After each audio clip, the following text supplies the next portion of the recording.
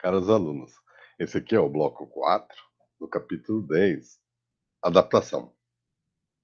Bom, a gente tinha terminado a aula passada falando sobre isso aqui, né?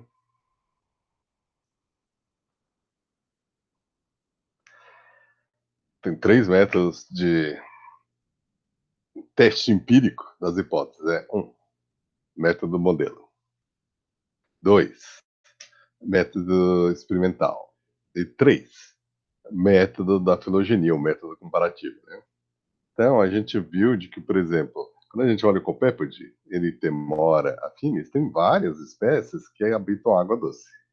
E aí a pergunta fica: quantas vezes surgiu isso? Pois pode ter surgido uma vez, né? Inclusive, quem sabe, eles eram adaptados à água doce e foi o contrário, eles se adaptaram à água salgada, né? Então, em que direção foi a adaptação? Mas, então, seria essa hipótese 1. E a hipótese 2 diz de que eles se adaptam à água doce independentemente. Então, né, esse Erythemora affinis ocorre no mundo todo, né? E de populações locais evoluem. Então, isso aí é uma coisa fácil de evoluir. Então, essa adaptação é fácil de evoluir ou não é? Né? Então, você põe na filogenia e você descobre que, na verdade, a água doce evoluiu várias vezes e das populações próximas de água salgada. Então, isso aí, a hipótese 1, de que surgiu uma vez, foi falsificada, e a hipótese 2 é uma adaptação fácil de ocorrer, e que ocorreu independentemente de várias vezes. Então, se a gente estudou adaptação usando o método comparativo, a gente vai dar uns outros exemplos, né? Por exemplo, cactácea e euforbiácea, elas são muito parecidas no sentido de que elas têm um caule verde, onde é armazenado a alga, né? A água, né? E eles têm folhas que foram transformadas em espinhos. Então, a fotossíntese é feita no caule, né? Por isso que ele é verde. E os espinhos, né? São as folhas, né? Agora, folhas, claro, que tem um monte de estômatos e perde muita água. Enquanto que o caule vai ter poucos estômatos, então vai perder menos água, né? Então, talvez por isso que ocorreu essa adaptação. Só que é uma adaptação que ocorreu uma vez ou muitas vezes. É, Por isso ocorreu mais de uma vez, né? Então é convergência, né? Ou seja, é uma homoplasia. Então, ou seja, a semelhança pode não ser um indicador confiável de relações sistemáticas. Então, os cactos do Novo Mundo, as euforbiáceas da África, evoluíram morfologias similares para lidar com problemas ecológicos similares. Isso aí seria a hipótese 1, né? Evoluiu mais de uma vez, né? E a hipótese 2 seria não, só evoluíram uma vez, né? Então, quando a gente olha na filogenia, então essa é uma filogenia explicada porque a gente não pôs tudo, né? A gente só pôs as euforbiáceas e as cactáceas no meio dos grandes grupos.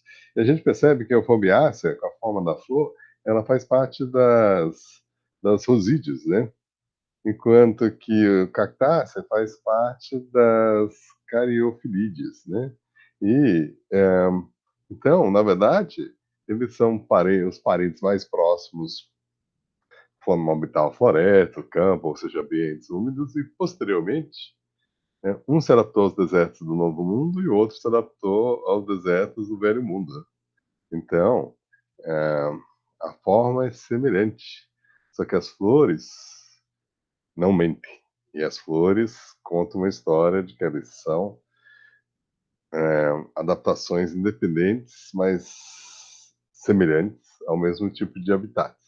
Então, é convergência evolutiva, né? Poder da seleção natural de criar a mesma forma em espécies não aparentadas, né? Bom, de uma forma semelhante, caranguejos existem muitos, mas quando você olha os detalhes, né? Eu penso, no fundo, o que é um caranguejo? Caranguejo é um camarão, né? Decápode, né? Que o abdômen fica pequenininho e fica embaixo do cefalotórax. Então, o cefalotórax fica gigante e o abdômen fica pequenininho. E eles normalmente são bentônicos, né? E o camarão pode ser bentônico, né? A lagosta, por exemplo, é bem bentônica, né? Só que eles também fazem parte do nécton, eles nadam, né? Então, o que pode ter acontecido é que o camarão, né? Vai para o fundo do mar, né? Sai do coluna d'água, do nécton e vai para o chão, né? aí ele fica maior, né, e depois ele dobra o abdômen, e aí ele vira um caranguejo, né. Isso evoluiu quantas vezes? Bom, quando a gente olha os vários tipos de caranguejo, na verdade vê que os caranguejos clássicos evoluíram de coisas que parecem lagostas, né, Brachyuria, mas olha, dentro desse grupo também evoluiu os caranguejos Porcelaниdae. E dentro desse grupo aqui, que tem isópodes aqui, você tem o lomes. E veja que os caranguejos erumitas evoluem litodide, né? E também desses caranguejos eremitas aqui, evolui o caranguejo que come coco, né? O Birgus. E esse aqui é o caranguejo que a gente paga R$ 100 por umas 3 patinhas pequenininhas, né?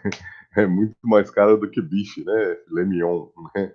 Então esse caranguejo, na verdade, é parente dos ele não é um caranguejo de verdade, ele não é um brachyuria. Ele é parente dos caranguejos eremitas, né. O paguroide, que são encontrados, né, com conchinhas nas costas, né. Então, aparentemente, caranguejos evoluem várias vezes e de forma independente. Então, aqui em azul são os que não são caranguejos, e aí em laranja você tem as formas como caranguejos, né. Então essa é a evolução paralela, né, e convergente. Bom, a gente está vendo, né, a gente está estudando adaptação e vendo, se essa adaptação ocorreu uma vez ou muitas vezes, né. Mas a gente também pode ver, tentar identificar se uma adaptação é uma adaptação ou uma exaptação, tá. Então, se uma coisa é uma adaptação, ela surge junto com aquela característica, né. Então, por exemplo, durante décadas, né, as pessoas aprenderam que as penas são adaptação ao voo, né. As aves têm penas e elas aí conseguem voar, então as aves desenvolveram penas para voar, né. Só que o que é interessante é que tem uma hipótese diz que na filogenia a pena surge com o voo, juntas, simultaneamente. Porque se a pena é uma adaptação para o voo, a vantagem de performance que a pena confere ao pássaro, né, tem que ser associado a, né, ao mesmo momento em que surge aquela característica, né. Então, a pena surge com o voo surge com a pena, né. Então, filogeneticamente está no mesmo lugar. Só que aí o que aconteceu? A gente começou a achar, principalmente na China, dinossauros com penas no corpo, né. Então a Thaisa, por exemplo, ela tem estudado isso, né, ela estuda pterodáctilos, mas ela vai nessa região da China que tem todos esses fósseis, né. Então, aparentemente os dinossauros tinham penas e eles não voavam. Então, nas aves, as penas precedem o voo. Porque as penas surgiram num grupo de dinossauros, tá? Então, isso aqui você tem os ornitorrinchos, que tem aqui, ó, 1, 2, 3, 4, 5 dedos, aí as mãos com 4 dedos surgem, aí daqui a mão com 3 dedos, igual as aves, né? Aí o Tyrannosaurus Rex ou o Allosaurus, eles todos têm 3 dedos nas patas, como as aves, e os braços dele, eles andam nesse plano, né? Eles não podem se mexer para vários lados, né? E posteriormente aparecem penas. As penas aparecem nesse grupo de dinossauros, né? Os dromeossaurídeos, né? Os campsognanídeos, os tiranossauros, né? E olha, veja, é uma diversidade. Isso aqui é uma ave, né? Mas todos esses outros aqui não são aves, são dinossauros. Então, um voo surgiu com as aves, né? E o Archaeopteryx, que é próximo das aves, né? Então, hum, é, ele não tem características das aves, então ele é colocado do lado das aves, né? Mas ele voava. Então tem os Archaeopteryx e as aves voavam, os Dromeossaurídeos não voavam, mas eles tinham penas nas mãos. Provavelmente era usado para display, para atrair as fêmeas e assim por diante. Talvez eles planassem, né? Ou pegassem insetos, né? A gente não sabe exatamente porque as asas são pequenininhas demais para voar, mas elas têm penas, não? Então eles provavelmente usavam para display e assim por diante, né? Atrair as fêmeas, né? Bom, então a pena surgiu bem antes do que o voo, então não é uma adaptação para o voo, é uma exaptação. A pena surgiu para termorregulação e posteriormente, já que existia aquela adaptação previamente, ela foi usada para. Então, ó, outro exemplo de pré-adaptação ou exaptação, tá? Bom, aí a gente encerra esse assunto, porque a gente já viu que tem três jeitos de testar hipóteses sobre adaptação, e a gente viu quais são esses três métodos: o comparativo, o de modelos e o teste empírico, né? Então, agora a gente vai estudar a imperfeição da adaptação. Pois se, ó, se a seleção natural age para construir adaptações, manter a pessoa, ou o indivíduo, ou o animal, ou a planta, ou o fungo, o que seja, adaptado à bactéria, o vírus, adaptado ao seu meio, como que você explica a imperfeição da adaptação? Ou seja, como que você explica que alguns organismos ele têm estruturas que parecem que não são muito adaptativas, né? E tem várias explicações. Pode ser imperfeição pelo tempo. Mudou o meio ambiente e aí você está adaptado ao ambiente antigo, né? Outra maneira pode ser devido à imperfeição por restrição. Ou seja, você não consegue, você tem que produzir aquilo por causa do desenvolvimento, que não necessariamente é uma adaptação, mas você não consegue se livrar daquilo porque você tem que seguir aquele caminho, né? Então a restrição te obriga a seguir um caminho, mesmo que não seja adaptativo, né? E imperfeição também pode ser por funções múltiplas. Esse aí é mais fácil de explicar. Por exemplo, o gibão, ele é um macaco parente nosso, né? Só que diferente do gorila e do orangotango, que tem poucas espécies, tem duas espécies de gorila, duas espécies de orangotango, né? É, duas espécies de chimpanzé, uma espécie de ser humano. Os gibões têm umas 10 espécies, né? Então, de várias cores, né? E com o rosto preto, com as mãos brancas, as mãos pretas, o corpo preto, as mãos brancas e assim por diante, né? Bom, os gibões, eles são interessantes porque eles têm braços tão compridos, veja, a perna e o braço. O braço é tão comprido que é muito maior do que a perna. Tanto que ele tem dificuldade de andar por aí. Porque tem meio que tem que andar com os braços para cima, ou, né, pois eles são compridos demais. Então você pode virar e falar: nossa, mas por que, que esse braço é tão comprido? Atrapalha o andar bípede. Mas ele, né, o braço tem várias funções neles, eles usam para locomoção, né? Então eles fazem braquiação. Então eles têm braços super compridos para pular de galho em galho. Então no chão é inconveniente. E parece uma adaptação imperfeita, mas quando você vê ele andando nas árvores, né, ou melhor, pulando nas árvores, você vê que, na verdade, o braço tem muitas funções, uma delas é a locomoção, e ele está super adaptado para a locomoção nas árvores, né? E aí tá, para outras funções, como pegar coisas e assim por diante, um braço muito comprido é mais fraco do que um braço curto, né? E, né, por causa de alavanca, né? Você imagina, você vai pegar um peso, você pega ele na ponta do dedo assim, né? Ou você traz para perto do corpo? Aí você traz para perto do corpo, porque quanto mais comprido, maior a alavanca. Então, menos peso você consegue levantar. Então, você tem que pegar um peso muito grande, você pega ele próximo do corpo, né? Você não faz uma alavanca, né? Então, um braço muito comprido tem uma alavanca poderosa, você não consegue pegar muito peso, né? Mas ele não precisa pegar muito peso, ele está se locomovendo, né? Então, ele precisa de braços compridos para se locomover. Então, se você tem múltiplas funções, e você usa, por exemplo, o braço para fazer muitas coisas, limpar o nariz, coçar o ouvido, pegar frutas e se locomover, para ser bom numa coisa, você talvez fique ruim em outras, né? E, então, essa é mais fácil de entender. Porque que, se você tem mais de uma função, né, é difícil você se adaptar a todas as funções, né? Bom, agora existe a imperfeição da adaptação, que pode ser porque o ambiente mudou recentemente. Isso aí é rico de explicações, né? Então, por exemplo, nós, seres humanos, a gente se torna bípede com os australopithecus. Então, aqui tem o esqueleto da Lucy e aqui o esqueleto de um ser humano moderno, né? Vocês percebem que a Lucy era completamente bípede, né? A estrutura do quadril é igual à nossa, né? Ela tem um fêmur com a cabeça bem desenvolvida e os joelhos voltados para dentro. Então, ela é completamente bípede. Então, a gente está andando há milhões de anos. A gente está andando, né, há milhões de anos. Então, o bipedalismo surge antes do gênero Homo. O gênero Homo surge por volta de 2, talvez 3 milhões de anos atrás, né? Depois, por volta de 2,6 milhões de anos atrás, aparecem ferramentas do registro fóssil. E ferramentas são uma assinatura do genoma, né? Os macacos que vieram antes, os hominíneos que vieram antes, eram macacos, eles não usavam ferramentas do jeito que a gente usa. Então, fazer ferramentas de pedra é a assinatura do gênero Homo, né? Então, a gente surge por entre 2 a 3 milhões de anos atrás, bípedes, e provavelmente a gente aí tem esse estilo de caçador-coletor o resto da vida. Mas quando você acompanha, né, existe uma piada de que é, é um bando típico de é, caçadores-coletores da no deserto do Kalahari é composto por 20 homens, que normalmente são caçadores, 20 mulheres, que normalmente são coletoras, e 50 antropólogos, né?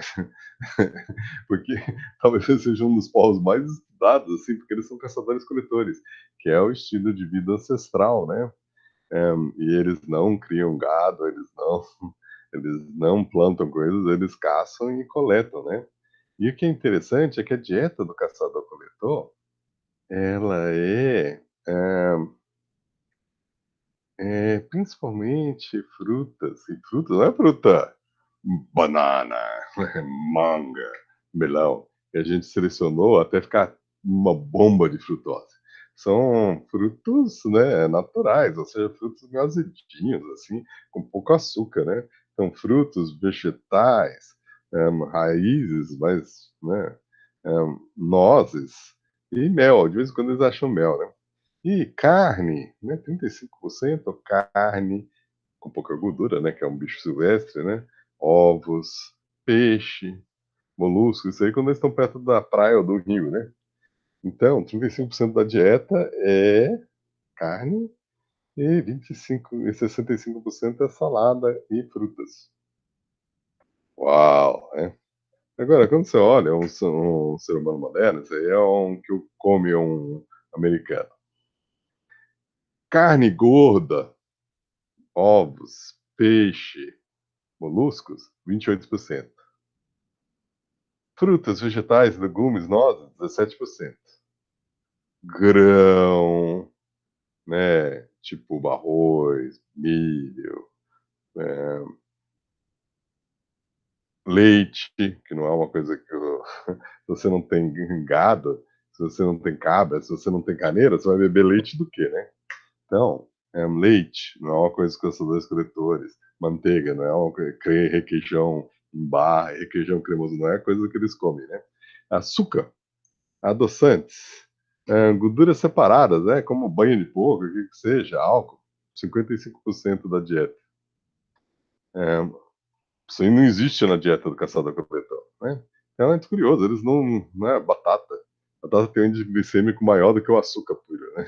Ou mandioca, né, todas essas inhame, tudo isso aí é rico em carboidratos, que é uma coisa que quase não tem na dieta do caçador-coletor, né? Então veja, o caçador-coletor anda de 20 a 30 quilômetros todo dia. Todo dia. Então veja, nós. Isso aqui, ó, a coisa que o caçador-coletor mais gosta, sabe do que é? Quando eles acham, tem uns ratos que eles acham em cavalos de buracos, que eles, né, dependendo da época do ano, eles estão bem gordinhos, armazenaram gordura. Eles adoram isso, eles adoram comer tanto desse ratinho que eles ficam com diarreia.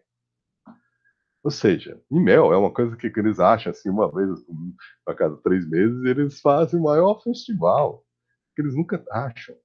Então, a preferência. E sal também, né? Quando eles encontram sal, é uma alegria, porque a dieta deles é pobre em sal, e sal é um componente importante da dieta. Então, veja, os caçadores-coletores, eles são programados para fazer o seguinte: quando eles caçam alguma coisa, eles ficam descansando uns dias para construir gordura. Ah, eles adoram mel, bichos gordos, coisas salgadas, só que eles nunca encontram. Então, essa preferência é uma preferência adaptativa. São, né? Se você não tem uma reservinha de gordura, você morre na próxima fome. Então, eles, por opção, ficariam o dia todo sentados assistindo televisão e enchendo a cara de comida. Porque eles não conseguem, porque não dá. Então, eles descansam quando dá. E a preferência que a gente carrega é uma preferência no caçador-coletor. Isso que a gente vive no mundo moderno. No mundo moderno tem, ó, bacon aqui, tem amendoim salgado, tem torresmo, cheio de salzinho, tem bolo, tem, então a gente tem refrigerantes, que a quantidade de açúcar que tem no refrigerante é suficiente para matar um touro. E o que que a gente faz? A gente, quando não tem que fazer nada, a gente passa o dia deitado no sofá, dormindo, assistindo televisão, porque se você pensa muito, você gasta energia, mas se você assiste televisão, fica com a baba escorrendo aqui, não precisa fazer nada. Não passa um pensamento, você não gasta energia, os neurônios atrofiam, deixam de gastar energia, você se torna imensamente gordo e você está pronto para a próxima fome, que não vem, né? Porque a gente vive no mundo moderno. Então, por isso que, enquanto que é tão difícil a gente se convencer a fazer exercício, né? A gente tem que se tratar por aqui e se obrigar a ir na academia. Quando a gente começa a correr e começa a comer uma dieta que a gente tenta reduzir os doces, o torresmo, o bacon, o amendoim salgadinho, e a gente começa a comer mais salada, mais carnes secas, menos carboidrato, e corre, e treina, isso, aquilo, a gente sente bem. Porque a gente evoluiu para andar o dia todo, 30 quilômetros por dia, e comer uma dieta fit, uma dieta né, paleolítica, né? Uma dieta com pouco carboidrato, pouca gordura, muita fibra, muita legume, salada, né? Frutas com pouca, né? Tomate é melhor do que melão, né? É, e, e fazer exercício, muito exercício, o dia todo exercício. E aí a gente sente bem, porque a gente evoluiu para isso. Então, esse mundo moderno, esse mundo em que as pessoas trabalham no escritório o dia todo, e depois vão para casa e ficam assistindo televisão, esse mundo moderno não é um mundo natural. A gente evoluiu em outro ambiente. Então, como que a gente explica a imperfeição da adaptação? A gente está adaptado ao ambiente do passado. E ainda no tempo a gente evoluiu adaptações para esse novo ambiente. Isso aí, várias coisas. Por exemplo, ó, como pode a miopia existir? Ela é genética. Então, seleção natural deveria pegar miopia e exterminar os genes associados à miopia, né? Porque imagina, se você não consegue ver o leão, ele te pega. Não consegue ver o urso polar, ele te pega. Se você não consegue identificar o cogumelo venenoso, você morre. Então, por que que você existe miopia? E uma coisa interessante, ó, isso aqui é o. Você tem gêmeos monozigóticos e gêmeos dizigóticos. Os dizigóticos são irmãos, né? E os monozigóticos têm o mesmo gene, porque eles são clones, tá? Então, o embrião, né, lá atrás, o zigoto clivou e deu origem a dois embriões. Então, você veja, é, se um deles tem miopia, qual a probabilidade do outro ter miopia? Então, em gêmeos monozigóticos, desses 36 mais 18, é, 18, não tem, um deles não tem miopia e 36 tem. Agora, dizigóticos que são aparentados, mesmo assim, como o parentesco deles não é 100%, mas 50%, 19 são míopes e 36 não são míopes, se um deles é míope. Então, pares concordantes, né? Ou seja, pares concordantes são se um é míope e o outro é míope. Ou se um não é míope, o outro não é míope, né? E discordantes, um é míope e o outro não é. É mais comum em gêmeos dizigóticos e monozigóticos. Então, isso aí demonstra de que isso aí é genético e é herdado, né? Agora, o que é interessante é que, normalmente, miopia afeta 40%, 30, 40% da população no geral. Agora, quando você olha os esquimós é interessante, porque os esquimós com a idade entre 6, você já faz algum tempo isso tudo, não é assim? É, os esquimós com a idade de 6 a 35 anos, é, 146 são miópicos e 202 são miópicos numa comunidade, ou seja, 42%. E, na idade de 36 a 88, 8 são miópicos, têm miopia, e 152 não tem. Só 5% tem miopia. Como você explica isso? Bom, você pode dizer que os míopes morriam, né? Talvez foi isso, né? Mas o mais provável é que essas crianças têm de 6 a 35 anos é que eles começaram a ser incluídos no sistema educacional americano e na Groenlândia no sistema educacional dinamarquês. Então, fundou-se escolas, começou as crianças esquimós começaram a viver em vilarejos, né, permanentes, em que tem uma escola e que eles aprendem a ler e escrever e assim por diante. E aparentemente ler e escrever numa idade nova, ou seja, um ambiente completamente novo, né, até 150 anos atrás, isso aí não era comum, né, a elite estudava, né, mas a população no geral não estudava. Então analfabeto era o comum, todo mundo era analfabeto. E, né, a partir do século XIX, escolas públicas obrigatórias se tornaram comuns nos países civilizados, né, e até os esquimós receberam escolas, né. Então, no século XX, eles finalmente chegaram lá na Groenlândia, o que seja, e começaram a botar escolas para os esquimós. Aí o que aconteceu? O número de míopes saiu de 5 para 42%. Então, veja, muda o meio ambiente, você muda o meio ambiente, você muda a expressão fenotípica, tá bom? Então, porque o genótipo é para não produzir miopia. Mas se você pega uma criança e obriga ela a ler um livro, quando ela é bem pequenininha, ela ou não ficar no celular o dia todo, ela começa a focalizar só aqui e ela não consegue focalizar lá longe, o olho se adapta. Então, veja, é um ambiente que não existia antes, então a seleção natural não precisava funcionar. Ou, né, era raramente exposto a esses genes, né? Mas a mudança no meio ambiente expôs um novo fenótipo, né? Que é o fenótipo da criança criada com livros, e muitos desenvolvem miopia, tá bom? E seleção natural ainda não operou, nem sei se vai operar, né, no mundo moderno, mas para eliminar os míopes aí, tomara que não opere, né, porque eu sou míope, os meus filhos são míopes, minha irmã é míope, então, né, mas para eliminar os míopes e fazer todo mundo que não ter miopia mesmo, que passe o dia todo lendo, né. Então, muda o meio ambiente, a adaptação deixa de ocorrer. Isso aí, na verdade, a gente tem que talvez eu vou falar um pouquinho mais, porque é muito rico isso. A adaptação que a gente está falando de estudar bichos, aquilo pode ser usado para estudar o ser humano e o que é interessante, a taxa de câncer de mama nos Estados Unidos é um oitavo. E entre os dogons, é extremamente rara, dogon da África, né.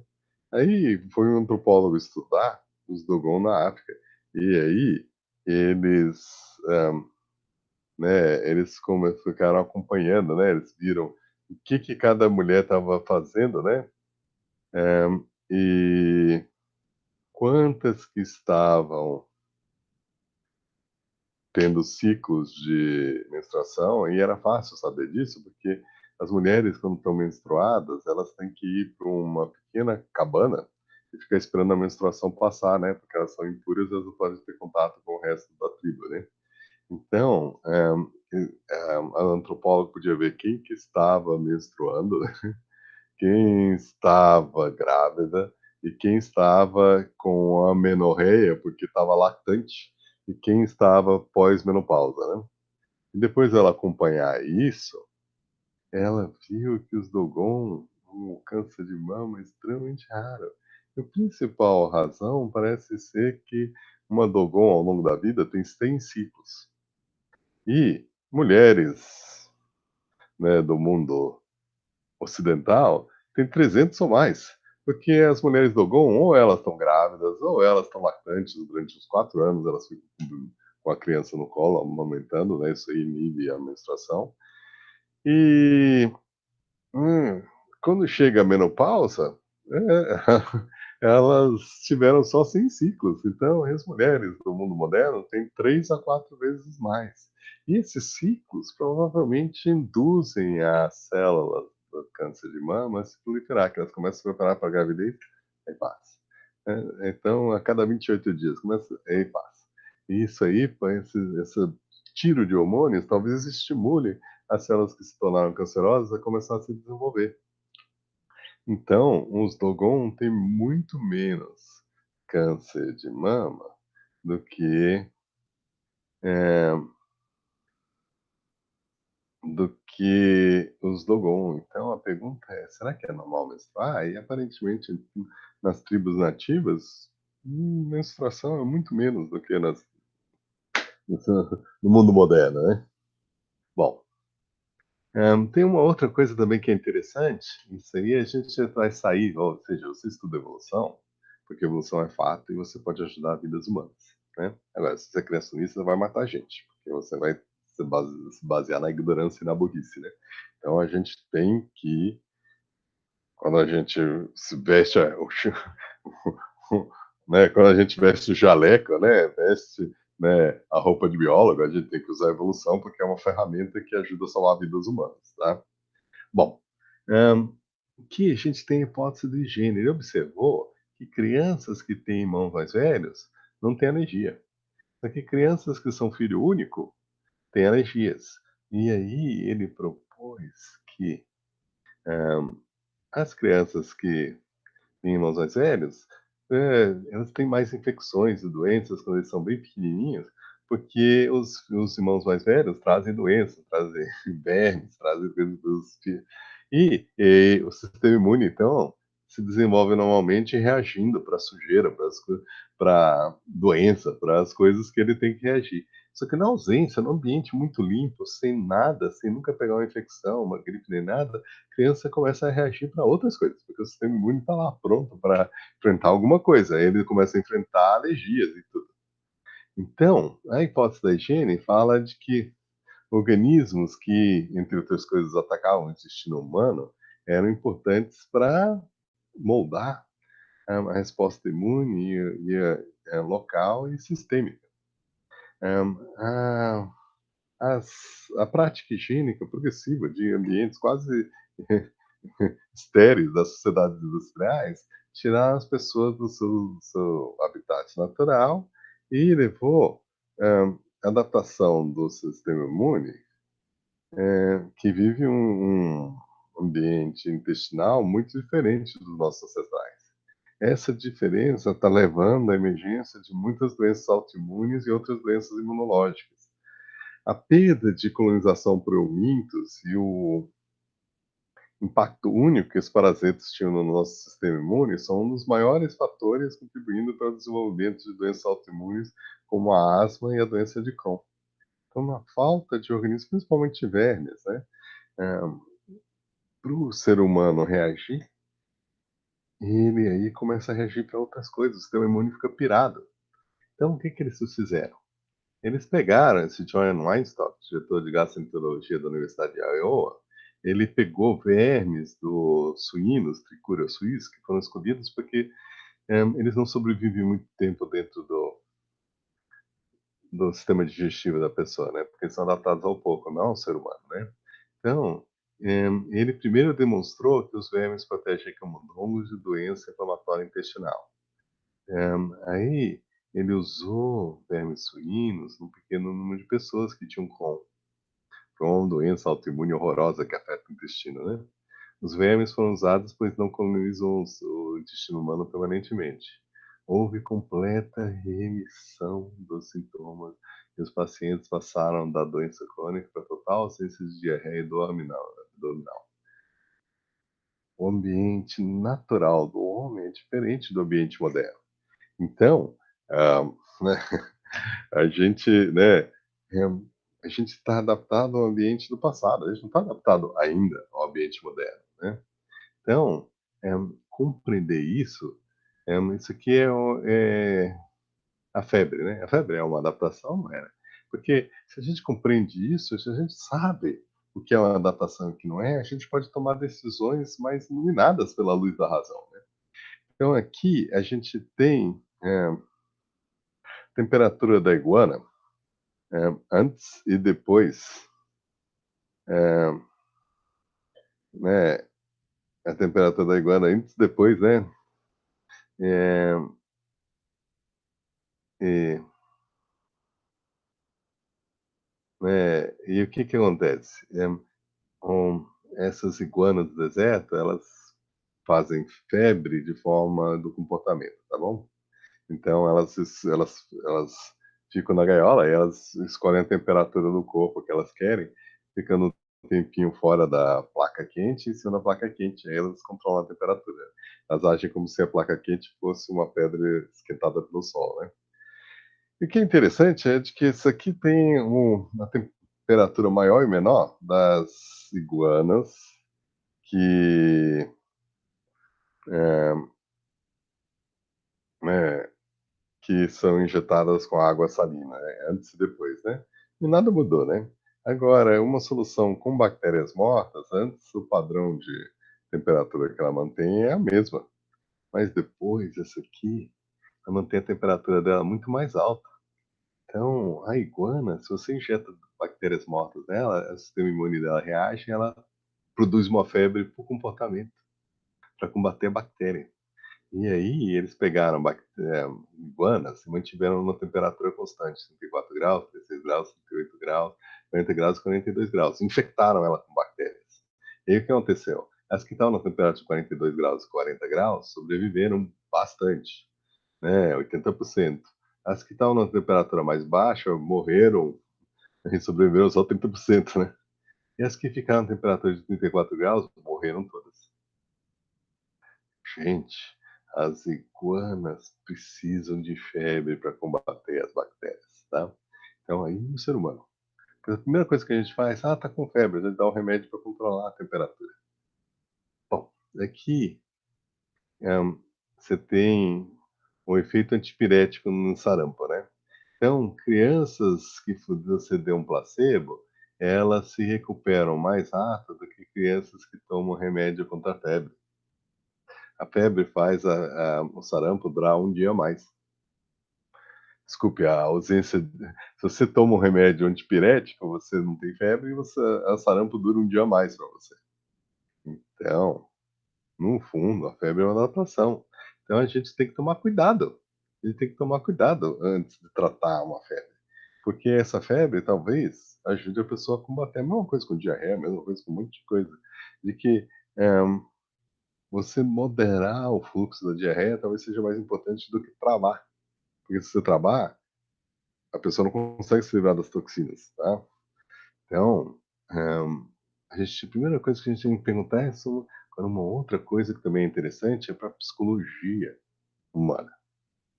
Porque aqui é a chance de um parente matar o seu próprio filho. E vítimas por milhão de anos criança, né? E com a criança corresidente. E veja, a chance é extremamente baixa em crianças de 0 a 2 anos, 3 a 5 anos, 6 a 8 anos. Mas quando a pessoa é um padrasto, uma madrasta, a chance de homicídio é 70 vezes maior. E ele diminui conforme a idade vai passando. Então veja que bizarro, crianças de 0 a 2 anos têm um risco 70 vezes maior de morrer na mão de uma madrasta, de um padrasto. Então as histórias são verdadeiras. A padrasta, o padrasto, a padrasta, a madrasta, má. Na verdade, ilustra uma verdade biológica, né? A verdade biológica é a seguinte, né? Quando uma criança é muito jovem, ela impede a mãe de procriar. E a mãe está usando o recurso que podia ser usado para um bebê daquele pai para alimentar um bebê de um outro pai. Então, a chance do homicídio acontecer é muito maior. Mas quando a criança está ficando mais velha, aí a chance do homicídio é menor porque já investiram recurso nela, então agora não é mais tão crítico, né? Vai impedir a mãe de se reproduzir. Mas crianças de 0 a 2 anos impede, pelo menos nas tribos, né? Então o que acontece? A intolerância com crianças e a chance de você bater na criança até morrer, e tem casos que a gente vê aí no jornal, isso e aquilo, né? É muito maior. Né? Então, veja, é assim, mas não precisa ser assim, né? E se você for, né, se casar com uma pessoa que já tem uma criança, se lembre de que o biológico talvez faça você ter uma raiva muito grande, né, inexplicável, e você vai se cuidar, porque você vai ser uma pessoa ética. Você sabe que o biológico não vai te ajudar nesse caso. Então é interessante, porque isso é psicologia evolutiva. E a gente aí está tentando compreender o que acontece, né? E, por exemplo, se você fumar um maço de cigarros por dia, a chance de você morrer de câncer aumenta 11 vezes. Se você tem uma madrasta, um padrasto, agora veja, a gente não está falando de crianças que foram adotadas pelos pais, porque as crianças que foram adotadas pelos pais, eles queriam a criança. Né? Está falando de casais que se formaram e que já tinha uma criança lá que era de outro pai ou de outra mãe, né? Nesse caso, aí a natureza biológica talvez se revolte. Então você tem que tomar cuidado com isso. Acho que essa é a última coisa que a gente vai fazer e a gente vai terminar. Antes de continuar falando da imperfeição da adaptação. A gente acabou entrando na adaptação e saúde humana, né? Mais uma coisa. Veja, enjoo na gravidez humana ocorre nas primeiras 20 semanas. Tá? E o que é interessante está associado com a formação do sistema nervoso central, coração, os olhos e assim por diante. Ou seja, o enjoo está associado com a formação das coisas críticas do feto. Tá? E veja, parece ser uma situação em que o que é melhor fazer? Perder o feto ou perder a sua refeição? As mulheres vomitam. Porque qualquer coisa um pouquinho estranha, uma carne meio estragada, vomita. E talvez vômito seja uma adaptação. Então vamos olhar. É, NVP a náusea e o vômito. Presente ou ausente. Né? Náusea só sem vômito. E depois vomitando, né? E aí, mães que têm aqui, ó, morte fetal e em cima abortos espontâneos, né? Mães que não têm náusea nem vômito, elas têm uma chance de aborto espontâneo e morte fetal muito maior do que mães que sentem enjoo, né? E mães que sentem enjoo e vomitam. Ou seja, essa náusea da mãe é adaptativa. Mãe que vomita, mãe que sente náusea, tem um número de mortes fetais, um número de abortos espontâneos muito menor que mães que só sentem náusea. E as mães que não só sentem náusea têm uma chance de aborto espontâneo e vômito metade das mães que não sentem nada. Então, se você não sente nada, meu Deus, isso é um problema, porque o enjoo durante a gravidez humana é uma adaptação.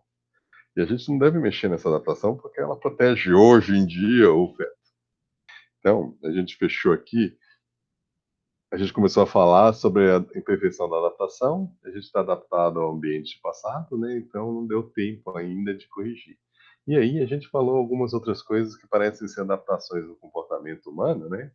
E a gente falou as implicações para compreender a natureza humana, inclusive, né? Os policiais usam esse caso aqui. Ou se aparece alguém morto e tiver um padrasto ou uma madrasta, a primeira pessoa que eles vão investigar é o padrasto ou a madrasta, né? E Cara, veja, isso aí, né? A maioria não faz isso, né? Mas é triste, né? A evolução é usada para a gente compreender a natureza humana, né? Entre outras coisas. E também proteger as pessoas das doenças. Então, por isso que é interessante estudar a adaptação, um dos motivos, né? Então, tem mais aí. Interromper a gravação.